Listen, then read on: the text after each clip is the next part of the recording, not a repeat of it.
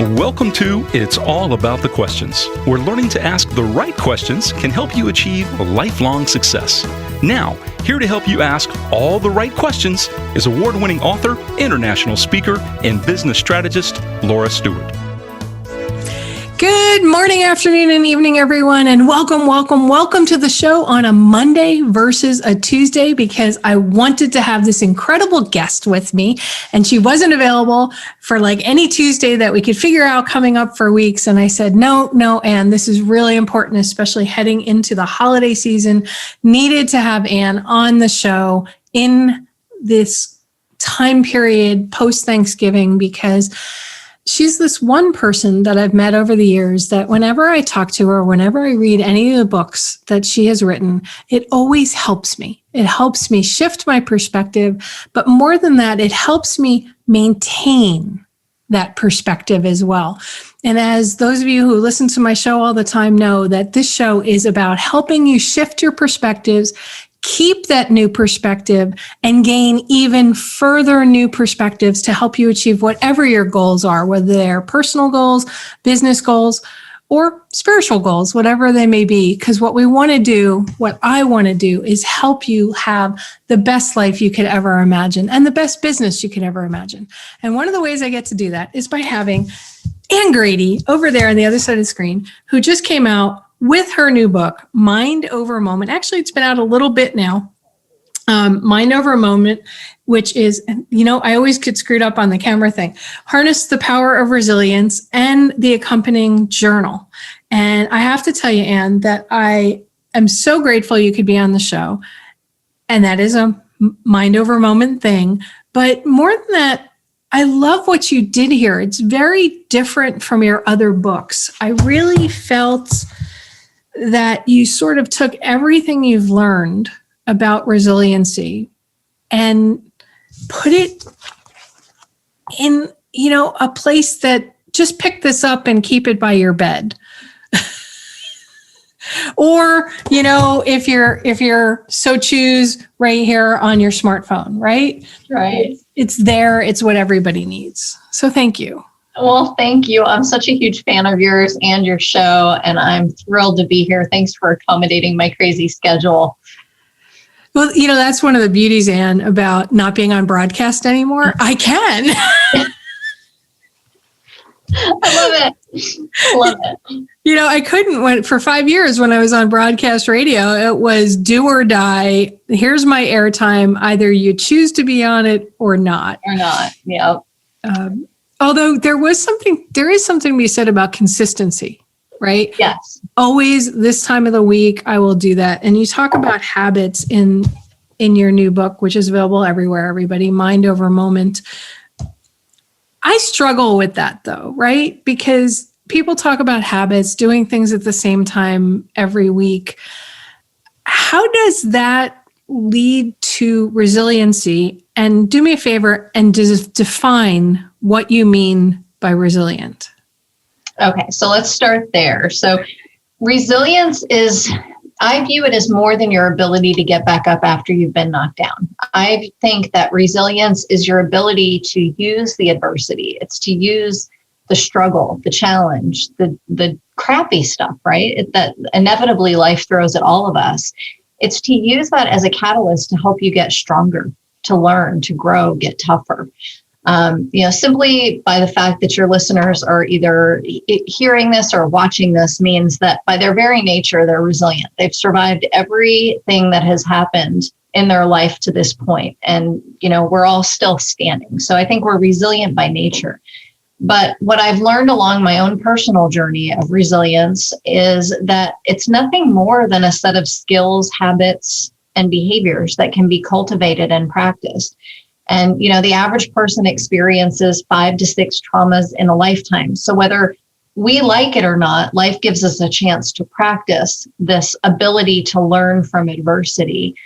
Now to answer the second part of that, your habit. So a habit is nothing more than something that you used to have to think about, but that has become automatic. And what many of us don't realize is that your thoughts are habits. Your belief system is nothing more than a set of habits. It's a habitual way of thinking.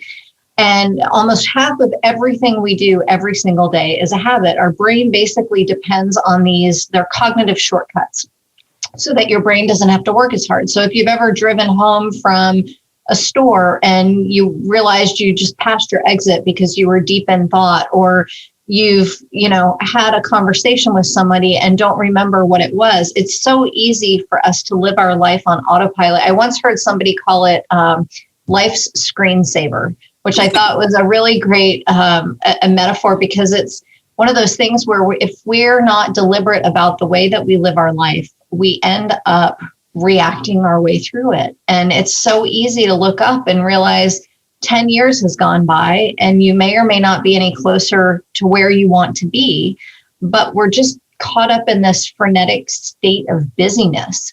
And I found myself just kind of reacting through life, especially with my son and my particular journey. And I wanted to find a way to make every single moment count. Now, does that mean I do it perfectly? Of course not. Resilience is a practice, right? So when you talk about habits, the challenge with habits is that our brain doesn't know between the ones that are helping us and the ones that are hurting us. So your brain, oh my God, I so get that one. Yeah, like your brain can't tell the difference between binging on Netflix for 4 hours and eating a pint of Haagen-Dazs or going for a jog and, listening to something uplifting. Your brain just takes the path of least resistance. So it's not that you can't be resilient and still have bad habits. We all do. It's just starting to be more deliberate about cultivating the ones that are serving you, so that at least when you choose not to, it's a choice. I've been reading another book by Dr. Ben Lynch called Dirty Genes. And because, as you know, I've had a number of health issues that I'm still dealing with the ear, with the sound-induced vertigo. So it's been a trial for me. Talk about trauma, doing this show, I can't do anything before it and I can't do anything after it, because my head just needs to calm down. Sometimes in the middle of the show, the vertigo will just hit from the sound of my voice or your voice. So I started looking into these different ideas, and he talks about the fact that you can't just willpower your way out of things, that sometimes there is an imbalance somewhere. And that your book really kind of reinforced some of those thoughts too, that we can't just habit our way out of it, because sometimes the mental fortitude that takes can almost like entrench the bad habit further, because it just, if it's this difficult, why should I bother? So how do you respond to that idea, that concept?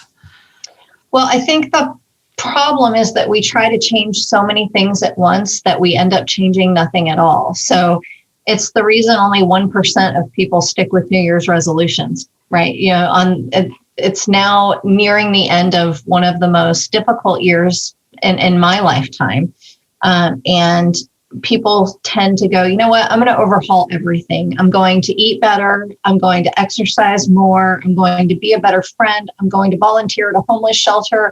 I'm going to cook my own meals. I'm going to eat clean. No more fast food. No more, like we set these unrealistic goals. And the truth about habit change is it happens one of three ways: rarely, slowly, or never.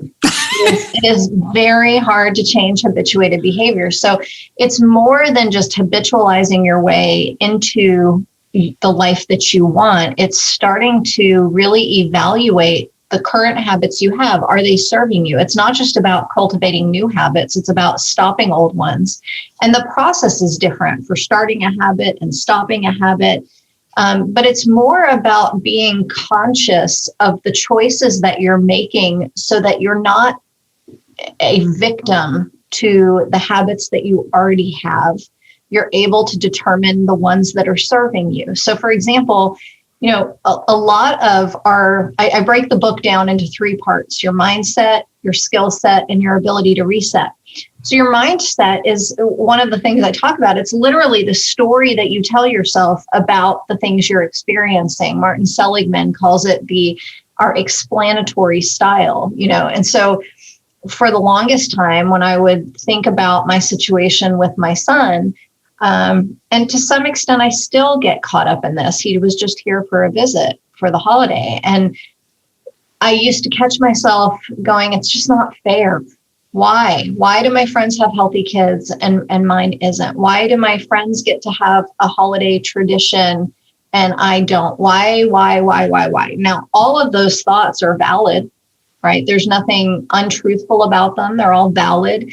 It sucks. It is what it is. But is that thought pattern, is that story that I'm telling myself serving me? And so the goal is not to tell yourself an untrue story. I'm not going to go from, having an autistic mentally ill kid sucks to, I wish I had 10 of these kids, right? Like your brain can't close that chasm, but you can go from a negative version of a story to a realistic one, which is it what I would have chosen? No. Will I figure it out? Yes. Have I survived every day so far?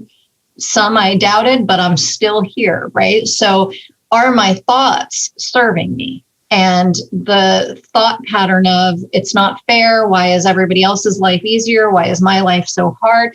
There are legit normal thoughts for any of us to have. You just get to choose whether you listen to them. Most of us assume that our thoughts are facts and our emotions are facts, and they're nothing more than a data point. And you wouldn't believe everything you read online. So we can't believe everything we think because some of those thoughts are not helpful.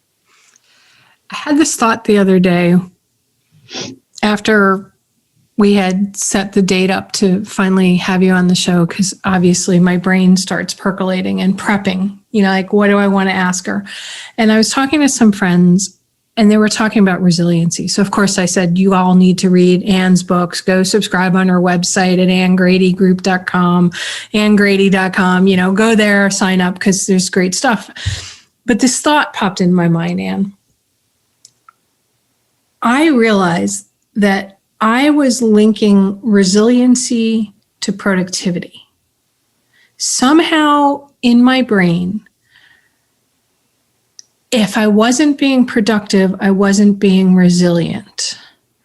And that frightened me. Frankly, it really did frighten me because it started crumbling all these ideas that I had about how I've been since my mom passed 3 years ago, since 6 years, and then I had mom move in, I had the divorce, I had all that other stuff.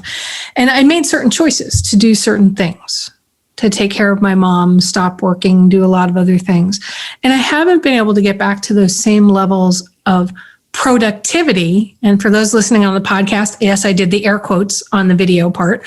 And those all sort of have interrelated. So I'm like, well, I'm not resilient. Why can't I feel good after I bounce back from something? Like, I don't feel like I'm bouncing back, because to me, resiliency and bouncing back meant that I could take this entire kitchen that I'm working out of, because I've had mold upstairs for months now trying to get it, I would just be fine and I could get 30 billion things done. So I've been wanting to ask you that for a while now. I don't know how to fix that. I have an awareness now. And I'm sure that that's a lot of what my listeners are going through as well. And if you are, please, everybody, post on social media. Let Anne and I know what you're going through. And if we don't comment here, we will, comment at some point on it. But I just feel like, forget COVID. It doesn't really matter. This has been going on longer. I think COVID just accelerated undercurrents that were already there. And now we're kind of forced to deal with everything that's been going on. So, long way around, help. Help. Well, I started writing the book before COVID, long before COVID. And I think you're right. It was a catalyst that really took a lot of the underlying challenges and just magnified them. I think for so many of us, me included, productivity has been a measuring stick of success. So whether you measure the success by how busy you are, or how much money you make, or what type of home you live in, or how happy you feel you are, right? Like all of these measuring sticks are very subjective. And resilience doesn't mean that you're productive all the time. Resilience means that regardless of the illness you're experiencing, the divorce, your mom, the mold, like regardless of all those things, you're still showing up. You're still waking up. You're still going on the air, helping other people. You might not be as productive as you were at some point, but busy doesn't always equal productive, right? Like busy equals exhausted. So it's redefining what productivity means. And part of resilience is understanding that you cannot be your best if you're exhausted and you're mentally not well. So a lot of people right now, I'm a big mental health advocate, and almost half of all of Americans right now are experiencing some type of anxiety or depression. And, the goal is not to get rid of those things. The goal is, it's counterintuitive. Most of us think that when we feel anxious or sad or overwhelmed, that we should not feel that way. And we typically think that if we're not happy, we're doing something wrong. Now, this has been a lifelong learning for me. I've struggled with clinical depression since I was 19. And so it's easy to think, life is supposed to be good. Life is supposed to be happy. But it's that expectation that creates our misery, right? The only time we are frustrated or disappointed is when our expectations and reality are out of alignment.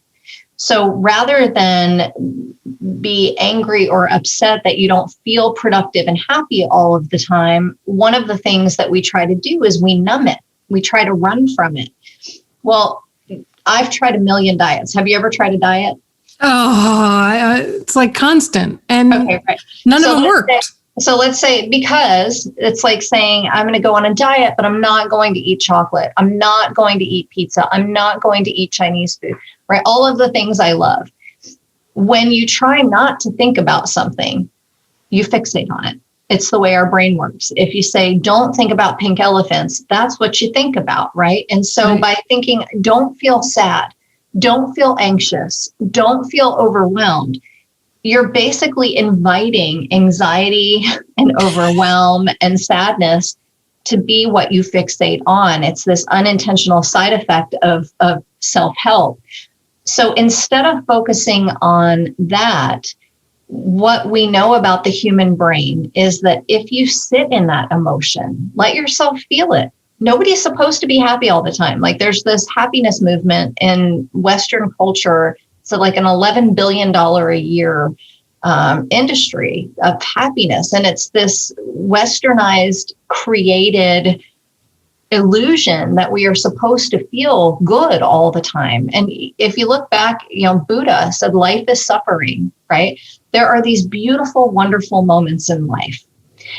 And I feel like in our constant state to search for happily ever after, this elusive utopia that we're all trying to get to, we miss out on all of these wonderful, delicious, beautiful moments in between. And a collection of those is what makes a great life. So I would say productivity doesn't have to be the measure of success, because I know a lot of productive people who are pretty darn miserable, right? It's about, are you living your life in a way that is helping you become a better version of yourself tomorrow than you were today? And some days the answer will be no.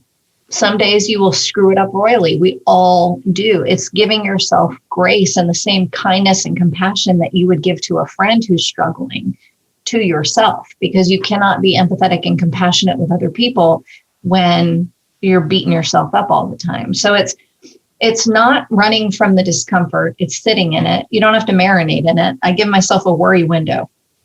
Every day I give myself a 30-minute worry window. And if something comes up during my day where I start ruminating or getting worried, that's part of the beauty of practicing mindfulness, is that you're training your brain to direct its attention where you want it to go, which gives you the ability to increasingly control your focus.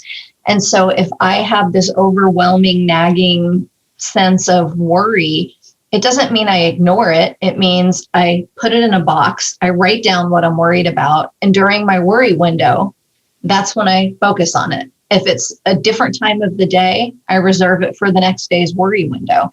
it's starting to become aware of the thoughts and behaviors that have become so second nature that we don't ever challenge them, to start to challenge whether they're serving us or not. With your worry window, because that's a really interesting concept. Do you find that by the time you get to your worry window, that the items that you now are going to worry about have the same charge to them? It depends on the type of issue. So if it's, am I going to get a speaking engagement that I've really worked hard for, and I'm worried that I might not get it? Well, that might not have the same level of intensity. Let's say my worry window is at 5 p.m. today, and I'm worried about it now. Well, there's no benefit for expending the energy worrying about it now. Would I love to have this speaking event? Absolutely. But the mental energy I need for the rest of my day trumps my need to worry about that right now. Okay. So by the time I get to my worry window later this afternoon, is it still going to be just as emotionally charged? Maybe not. And that's okay. Then in and of itself, it was a learning exercise. Now, one of the things currently on my heart and on my mind is my son. He was just here, and I'm concerned about a variety of things. Is that going to be as charged at 5 o'clock? Absolutely. It's heavy on my heart. It's something that is going to be with me for a while, but is it going to serve me right now while I'm talking to you? No. If I sat here and dwelled on it before our conversation, would that help me help other people? No. Is the problem still going to be there at 5 o'clock? Yup. So it's, okay. Am I always successful at this? No. Like, that's the thing most people don't understand, is that resilience is a practice. Nobody gets it right all the time. And if they tell you they do, they're lying, right? Like the goal is not perfection. The goal is progress, pure and simple. That whole goal is progress kind of feeds with my linking resiliency and productivity together. But that goes back to how you define progress. Right. Like, if my goal is to find more peace, am I making progress toward that? That has nothing to do with productivity. Is it my goal of being kind, my goal of serving people and helping people? That's not a productivity thing. I go out to the mailbox and somebody drops a piece of mail and I pick it up for them. Okay. And that person has a surge of positive emotions. I have a surge of positive emotions. Anyone who witnessed it has a surge of positive emotions. It has nothing to do with productivity or performance, but it's progress, right? Because it's not something that I did yesterday. So I think we have to change our definition of progress, our definition of success, our measuring stick of all of these things, because we're the most successful, well-educated, wealthy nation, and we are no happier for it. Like, whatever we're less happy, right? So our measuring stick for success, productivity, happiness, performance, profitability, all of those things, if they're not working, why do we keep the same ruler? Okay, that leading to something in here. I just want to keep going along that conversation. Yep. On page, that's so weird. I wrote page 133, but it's page 119. That's funny. I have no idea why. So there must be something on 133 I want to talk about too. Resilient people possess a clear sense of meaning and purpose that enables them to stay the course when things get tough. Mm-hmm. Discuss. All right. So the analogy that I use, I swim in a pool. It's my self-care strategy. I went this morning and I really didn't want to. So for example, that's a definition of progress for me, right? I did not want to go. I was cold. It's cold here in Texas for like 2 days out of the year. And today was one of those days. And I really didn't want to go. But I swim. That's my self-care. And so when you swim in a pool, like when I went this morning, there was a line painted on the bottom of the pool so I could go straight. But if you've ever tried to swim in an ocean or a lake or other open water, you're taught don't try to swim straight because you'll get carried away by the current or the tide or the undercurrent. Aim for an immovable object, like a buoy, like a lighthouse, something steady. And so for me, when I talk about having a clear sense of purpose and meaning, it's having a lighthouse. It's having something steady that you're aiming for. And that doesn't mean that you're not going to get swept away by a tide or by a current. It means that when you pick your head up and you're able to finally come up for air, right, that you have a clear picture of where you are going, because most of us just drift and doggy paddle and try to stay above water, and we end up so tired. Whereas I'll give you me, for example, one of my missions, I feel like it's my purpose, is to be a mental health advocate. Now, off in the distance is my lighthouse of advocacy and support and education. And I had a conversation this morning because I'm noodling around this idea of starting a mental health podcast for parents. Which you should so do. Which I do want to do. And it's something that I at some point will do. But it's just part of that lighthouse of mental health advocacy. Does it mean that I can do it today? No, I've got a bunch of other stuff that I'm focused on right now. Does it mean that it's still there, that I'm aiming toward it, big picture? Absolutely. So I think having a clear sense of purpose, all of us have a gift. For some people, it's the ability to relate and empathize. For other people, it's to inspire. For some people, it's to take a lot of disconnected ideas together and make sense of it. Every single one of us has these unique gifts. And I think that sometimes we're so busy comparing what we think our gift should be or why we don't have the one we want that we forget that you can capitalize on the gifts you've got and incorporate that into a bigger sense of meaning and purpose for what you want your life to look like. If you don't have that yet, that's okay too, right? There's nothing wrong if you don't know what that lighthouse is. You can have little lighthouses. I look forward to date night, pizza night, snuggling with my dogs. So you can have little lighthouses, things that you're looking forward to.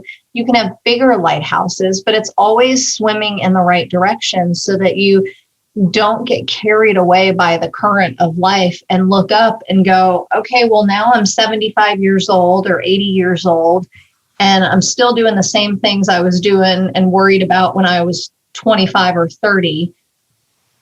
Did I, when I look back on my life, I have been so busy personally trying to create a business and a career and everything else that someone said something to me the other day, or actually it was a few months ago. He said, is your resume and your eulogy going to be the same thing? Wow. And that was like a real game changer for me, because no one's going to stand over your grave going, oh, Laura knew how to interview guests. She asked all the hard questions, right? Like, they're going to be talking about, what legacy did you leave? Did you make people feel good? Did you create something that helps other people? Those are the types of things they're going to ask, not did you sit over your computer for 80 hours this week trying to get the audio just right? And I think we lose sight of that. That's really powerful, because I did this life purpose kind of thing after my mom died. A friend of mine gifted it to me and spent several days one-on-one with somebody working through it. And one of the things that you have to pick or come to is, what do you really want to be remembered for?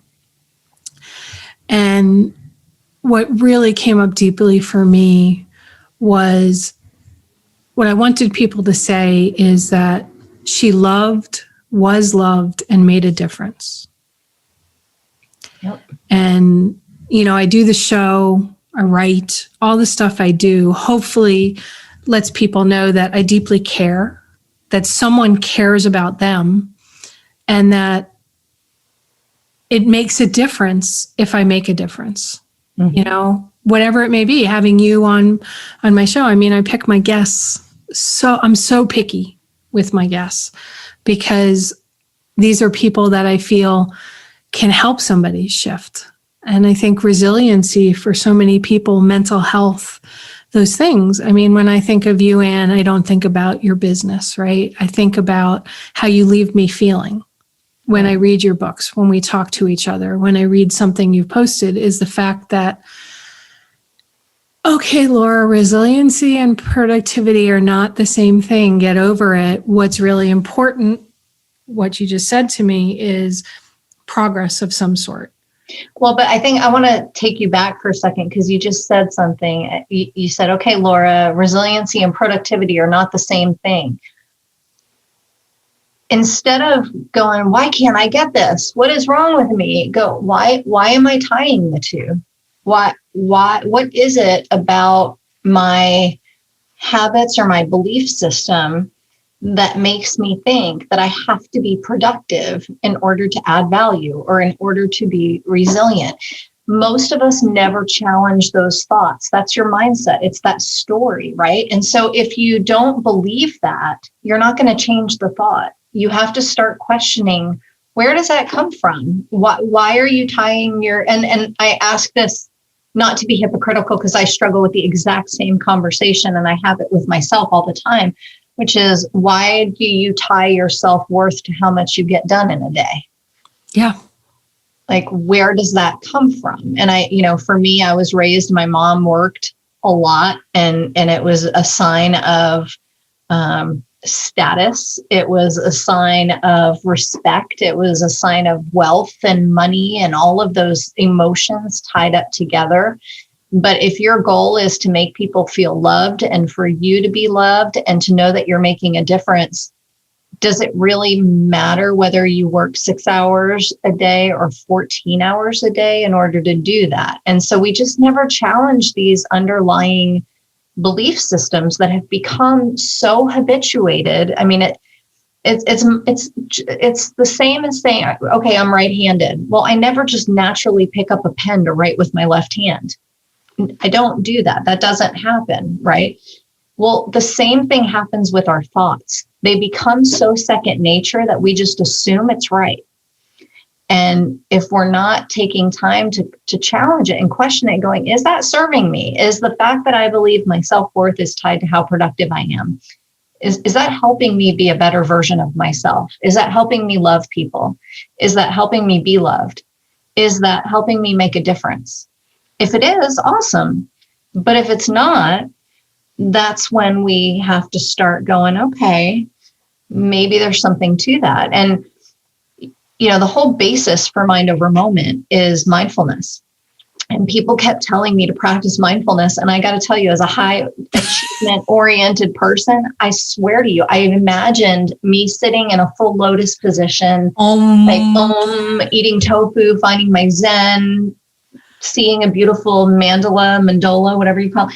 Like, that's just not appealing to me. And so when people told me to practice mindfulness, I just kept seeing that vision. Well, my Grammy always used to, and I say this in the book, my Grammy would always say, Annie, if enough people tell you you're tired, it's time you lay down. Like, if enough people give you the same feedback, there's probably some truth to it. Yeah. She always used to say stuff like, if you act like an ass, don't be surprised if people try to ride you. Like, my grandma was just awesome.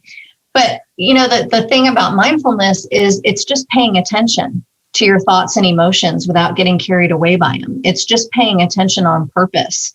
When you're in the middle of a conversation, it's paying attention to how you're feeling and how those feelings are serving you. And so most of us are so busy ruminating about the past or worrying about what's going to happen in the future that we forget that right now in this moment, we are safe. Right now in this moment, the people who are watching or listening to you are able to watch and listen because they're not in immediate danger, right? Right. And the thing is, when we bring ourselves back to this moment, this is the time we get to take back that control. But you said something earlier too that I wanted to get back to, and you said, people have been so exhausted lately, and it's because our brain views uncertainty as a threat. Our brain would actually rather have an outcome it doesn't like than one that it doesn't know. Your brain would rather hear there's not going to be a vaccine until 2022. This is the way it's going to be. Your brain would actually rather know that than go, I don't know, are we going to have a vaccine? Will things ever go back to normal? Will we have to, your brain wants an outcome. And because we have a negativity bias, this natural tendency to magnify the things that are wrong, we default to worst case scenario. It's a protection mechanism that has served our ancestors well, because if you weren't focused on threats, then you ended up eaten by a saber-toothed tiger. But the threats today are different. The threats are getting an email first thing when I wake up in the morning and realizing I didn't meet a deadline, or I forgot to email somebody back. The threats are no longer necessarily getting eaten by a tiger, but they still activate the same response from your brain. And so it's exhausting always being on the lookout for what's going to happen next. And you take our political environment, our economic environment, our health environment, and you pile on the impacts of family and friends and everything else. And it's like we're living in this constant state of protection, which in and of itself is exhausting. So if your productivity wasn't less than it used to be, I would wonder what's wrong with you. Like right now, I think a lot of people are experiencing that. Why can't I be as productive? And you might have some days where you're on fire, right? You might have some days or hours within the day when you are like nailing it. Celebrate those. Don't go, see, why can't I be like this every day? Oh my God, that was a thought that went through my head this weekend. Right? It was my steroid day because I'm off steroids. And the days that I'm on the steroids, it's like, why can't my brain be like this all the time? And so we use all this energy instead of going, oh, I'm so enjoying this clarity of thought. I'm so enjoying this extra surge of energy. I'm just going to soak in this and get a lot done while I feel good and can. Instead, we waste all this energy going, what's wrong with me? Why don't I feel like this all the time? I wish I could just, so it's just this automatic conditioning of the way we think and behave that we have never, at least I haven't ever stopped to question, is this getting me closer to the lighthouse? And if it's not, what do I need to change? In your book, there was a phrase, I don't remember what page it was on, since I obviously have written down wrong page numbers so far, it's like cool. It's like an exploration, That's right. Choose your own adventure. You use the phrase, choose your perspective. And that to me was so beautiful because, as I've said, the show is about helping people shift their perspective. But the idea that, I don't know why, it just stuck at this moment. It's something I've always believed, but it stood out for me again, right? This idea that we choose our perspective, or we can allow our perspective to be chosen for us by that automatic brain, by outside factors, that we can choose it. And we may have to choose it 1,000 times a day, every day for the next year before. As a friend told me once, he talked about ruts. It's a grave with no ends. Like here, this is the rut on the road and you're trying to get your car up through it, but you can't because the tires are stuck in it. But then what happens when you start filling in the rut with good thoughts and things like that, all of a sudden the rut becomes flat and you can just get out so easily, but it takes time to fill it. And sometimes you fill it, but then water comes and it gets all muddy. So it fills up again. So until you become that. Glad I had a piece of paper handy on my desk. There you go. Do that.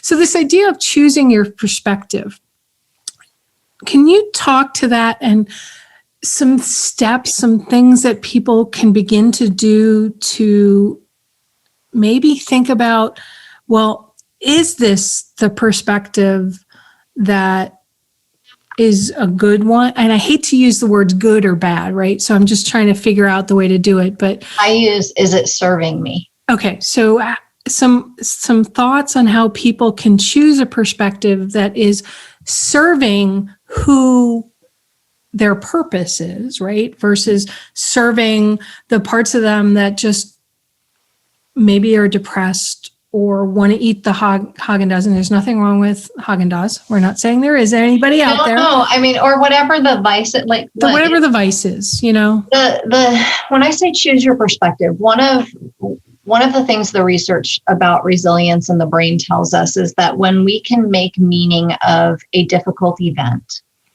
that we're more likely to become stronger as a result of it. And that builds our resilience muscle. And that's what resilience is. It's a muscle. It has to be tested and taken to its limits and stretched before it can grow. So I'll give you mine, for example. When I think about my son, Evan, and I spent a lot of time going, why? It's not fair, right? So how do I make meaning out of having a son that struggles so much? How do I make meaning out of this child that I had all these versions in my head of what his life would look like? And now it's very, very different. How do I make meaning of that? How do I choose that perspective? Because the truth of the matter is, it's not fair. The truth of the matter is, it does suck. The truth of the matter is, it is hard, right? So I can get stuck in that perspective because all of those things are very real. Is it serving me? No. So what perspective do I choose? Well, I would have never used my voice for mental health advocacy like I do.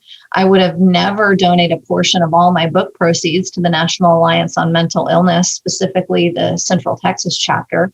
I would never have had the same level of empathy I have for other parents and other kids who are struggling. Like, all of those things are the perspective that I choose. Do I still have pity parties and days where I fall back into an unproductive perspective? Of course, because we are human. That's where the giving yourself grace comes in. But the perspective of your life, if it's going to serve you, is how do you use that adversity? Like, another example, I had a tumor in my salivary gland that resulted in facial paralysis and a whole series of events: scratched cornea, radiation, a fall down the stairs, breaking my foot in 4 places, like a whole series of events. Do I wish that had happened? No. While I was going through it, was my perspective feeling sorry for myself? Absolutely. Now that I am through that on the other side, what is my perspective? Well, I will never take a smile for granted again.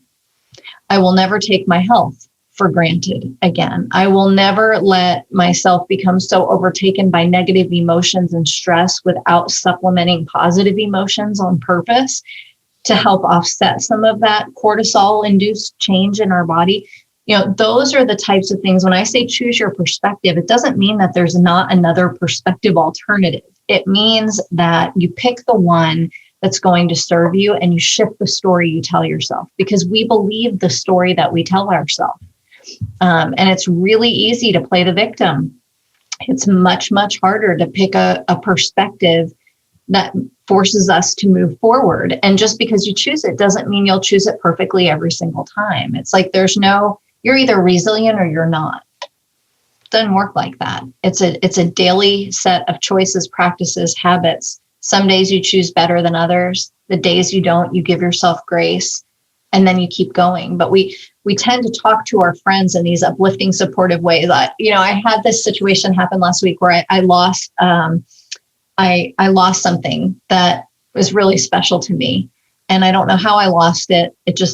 I lost it, right? And so I was talking with my girlfriend and I was like, God, how can I be so stupid? Like, how hard is it to keep track of something that is meaningful like that? What is wrong with me?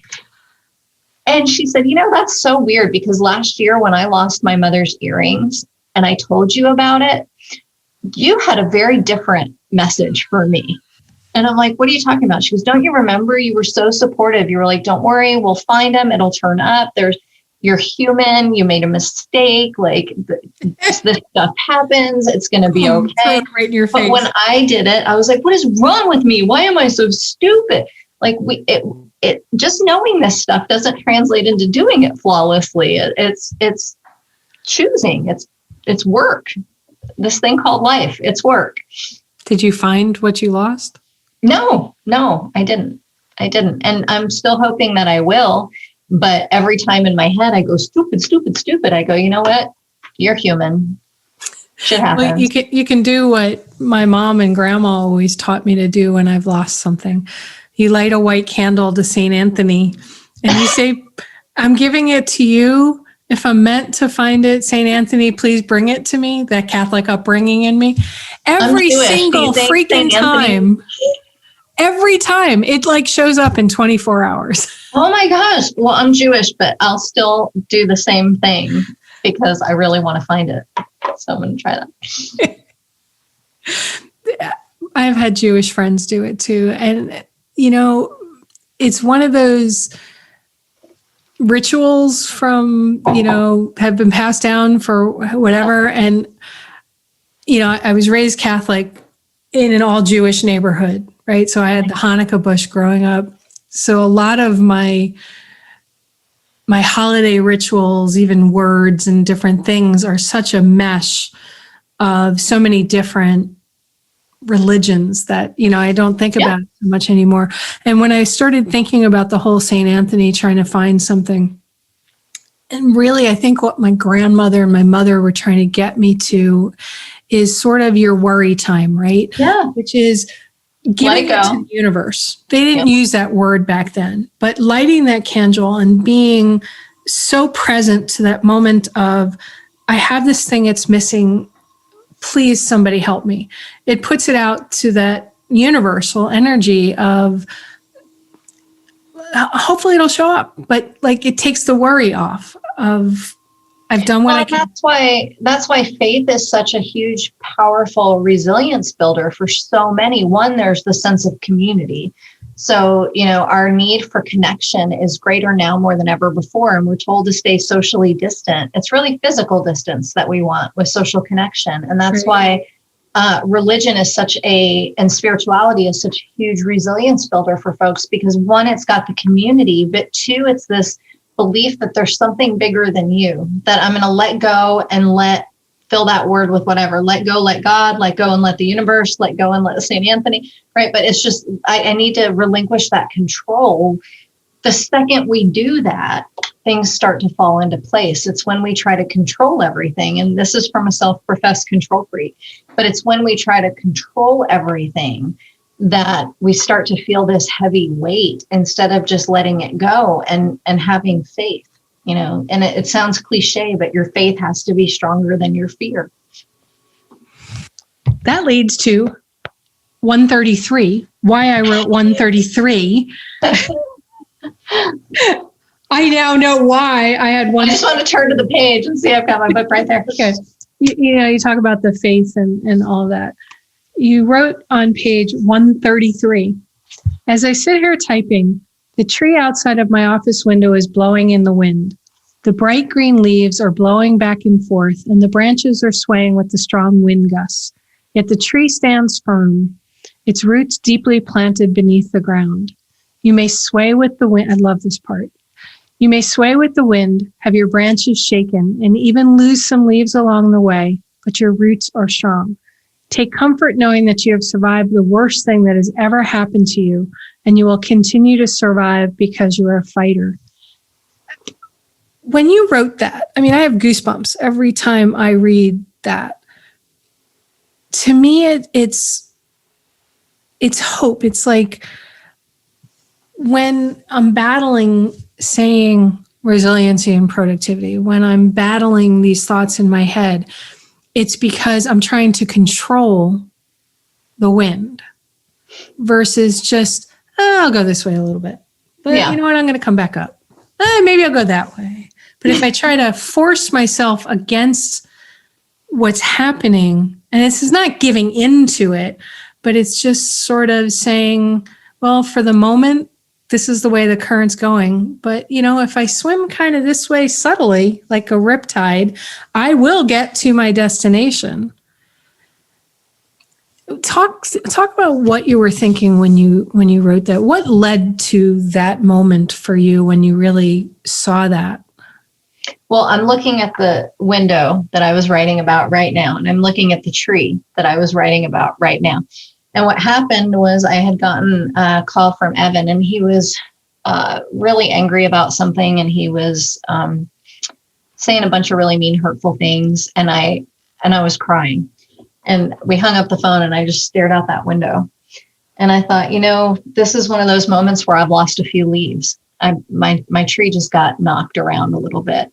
But just like the tree that's sitting right outside that window, it's going to come back. And that we are more than just our leaves. We're more than just the damage. We're more than just the adversity. Deep down, we are strong and nimble and resilient because we don't break. We just bend. And even if you feel completely broken, your core, the strength, the roots are still there. And so it's normal to feel battered. It's normal to feel overwhelmed. It's normal to feel all of these emotions that we think we're not supposed to have. And as soon as we let ourselves have permission to go, you know what? That's how I feel right now. It's not right. It's not wrong. I feel that way.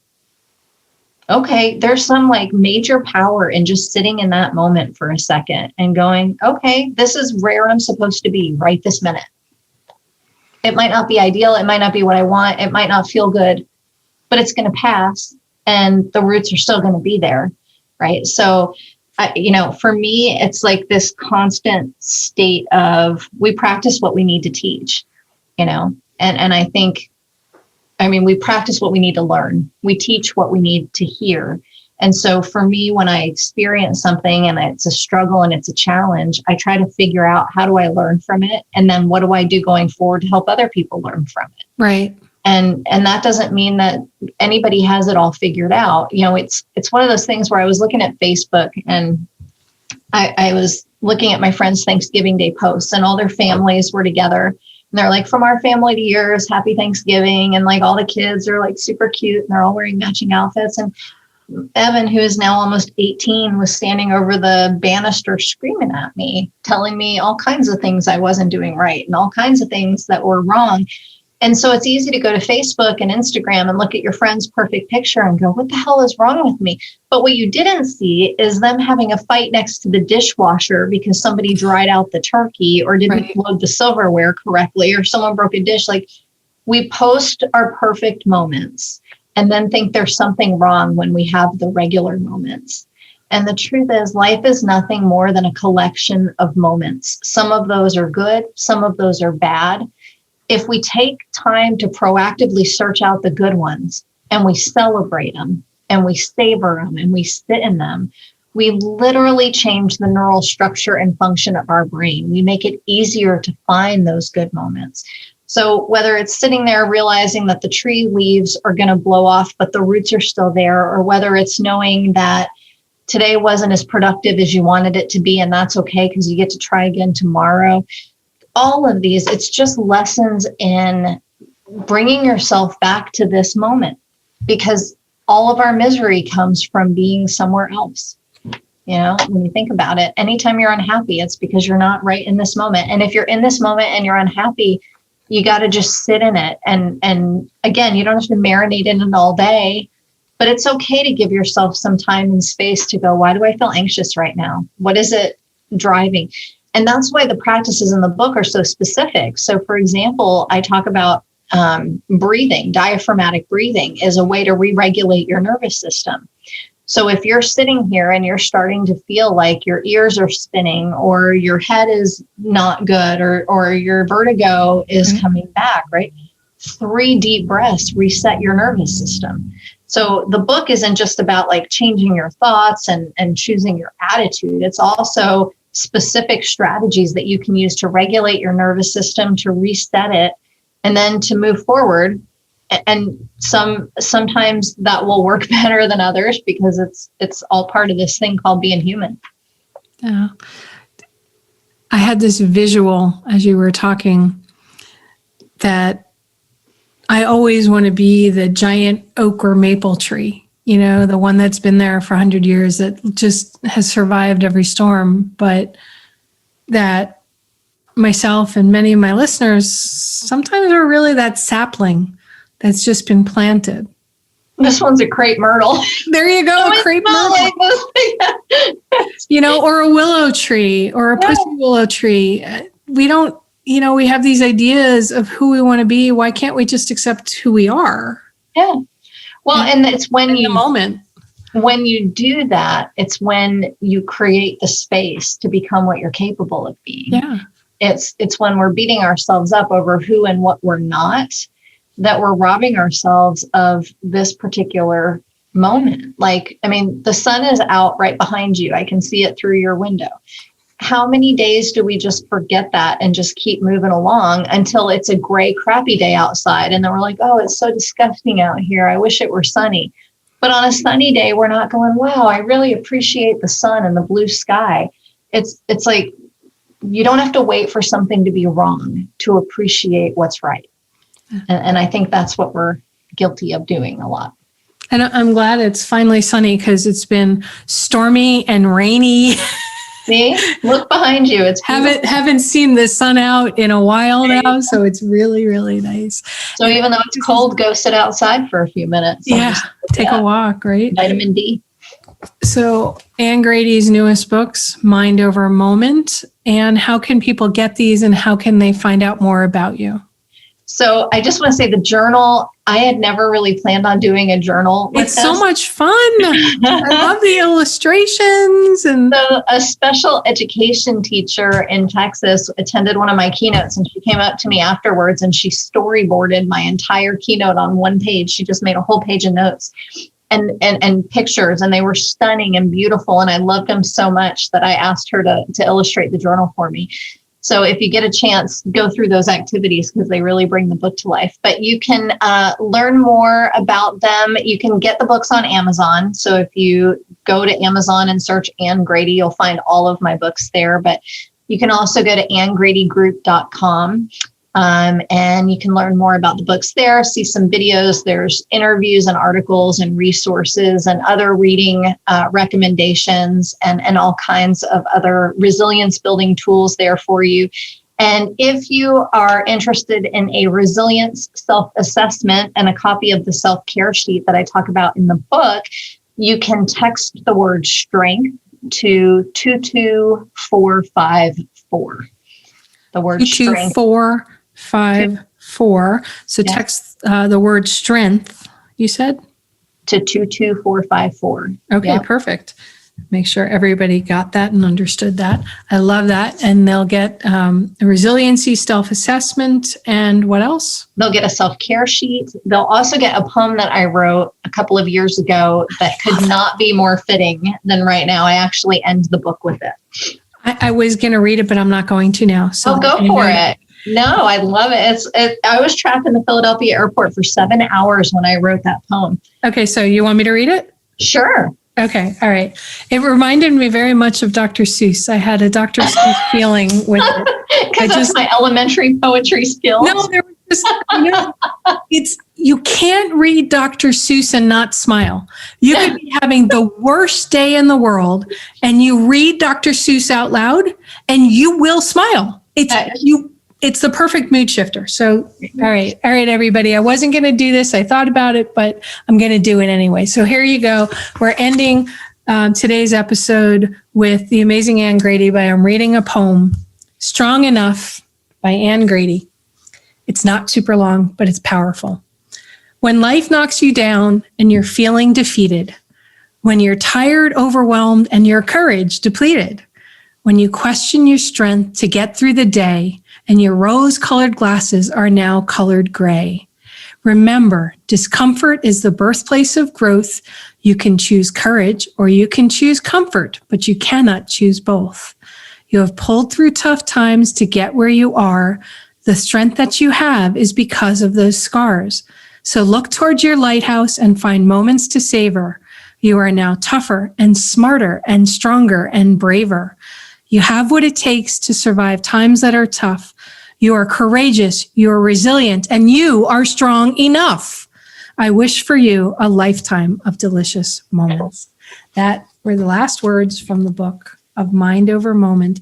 And I promise you, there is so much more that's amazing in here. And didn't that, having me read that poem, did that not make you smile and feel good? And everybody out there that's listening to this live, Facebook Live, listening on podcast, listening on one of the other platforms, I would love for you to let Anne know and me know, have we made a difference for you? What did you learn? If there's one nugget, or if you need help, please, you're not alone out there. Thank you, Anne, for that poem, for your presence, for just you. Oh, Laura, you are a rock star. I'm so grateful to get to spend the time with you. This has been a truly delicious moment. And I appreciate all of you who are listening and watching. And I wish you lots and lots of delicious moments. I love that. Love that. All right, everybody, remember the right questions can change your life. So what are you asking today? Have a great day, everyone. You've been listening to It's All About the Questions, starring Laura Stewart. Connect with Laura at it'sallaboutthequestions.com and download a free workbook that will help you ask better questions starting today.